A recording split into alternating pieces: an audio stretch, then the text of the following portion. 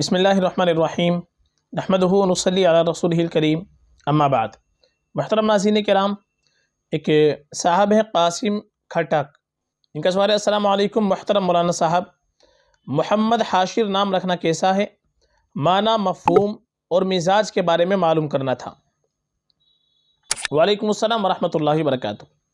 سب سے پہلے آپ نے جو نام پوچھا ہے محمد حاشر، ہم اس کے معنی جان لیتے ہیں۔ حاشر کے معنی آتے ہیں جمع کرنے والا، اور یہ حاشر حضور پاک صلی اللہ علیہ وسلم کا صفاتی نام ہے، یعنی وہ جو سب سے پہلے قیامت کے دن قبر سے اٹھنے والا ہوگا اس کو حاشر کہتے ہیں۔ یعنی اللہ کے نبی صلی اللہ علیہ وسلم قیامت کے دن سب سے پہلے اپنی قبر سے میدان محشر کے اندر اٹھیں گے، اس لیے آپ علیہ الصلوۃ والسلام کا صفاتی نام حاشر ہے۔ اس لیے حاشر نام رکھنا بہت ہی بہتر اور باعث برکت نام ہے۔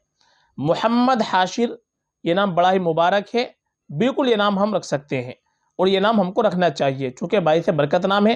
محمد یہ بھی اللہ کے نبی صلی اللہ علیہ وسلم کا نام ہے، اور حاشر آپ کا صفاتی نام ہے، تو محمد حاشر دونوں نام ملا کر کے بالکل رکھ سکتے ہیں۔ یہ نام رکھنے میں کوئی خرابی نہیں ہے، بالکل یہ نام رکھا جا سکتا ہے۔ اور اللہ کے نبی صلی اللہ علیہ وسلم کی تعلیمات بھی یہی ہے کہ اپنے بچوں کے جب ہم نام رکھیں تو انبیاء کرام علیہ الصلوۃ والسلام کے ناموں پر نام رکھیں۔ حدیث کے اندر آتا ہے سموا باسماء الانبیاء ولا تسموا باسماء الملائکہ، کہ اپنے بچوں کے نام انبیاء کرام علیہ الصلوۃ والسلام کے ناموں پر رکھو، اور فرشتوں کے ناموں پر اپنے بچوں کے نام مت رکھو۔ فرشتوں کے ناموں پر نام رکھنا یہ مکروہ ہے۔ انبیاء کرام علیہ الصلوۃ والسلام کے ناموں پر، صحابہ رضی اللہ عنہم اجمعین کے ناموں پر، بزرگان دین کے ناموں پر نام رکھیں گے تو انشاءاللہ ہماری بچے کے اندر ان کی نیک صفات پیدا ہوں گی۔